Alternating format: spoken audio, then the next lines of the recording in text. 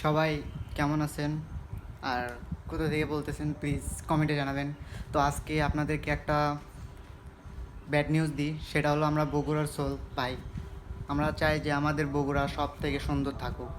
তো ইদানিং কিছু জিনিস আমার চোখে পড়তেছে। শহরে গেছিলাম, শহর থেকে আসি যাই, তো আমাদের যে প্রতীকালয়গুলো আছে, মানে যতগুলো প্রতীকালয় আছে বগুড়াতে, তো আমরা সব কয়টা প্রতীকালয় বন্ধ করার জন্য প্লিজ আমাকে একটু হেল্প করবেন আপনারা সবাই।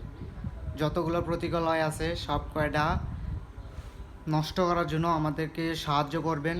তো যারা আইনজীবী লোক আছেন তাদের হেল্প চাই, প্লিজ আমাকে একটু কমেন্টে জানাবেন। যারা যারা এই ভিডিওটা দেখবেন প্লিজ একটু জানাবেন।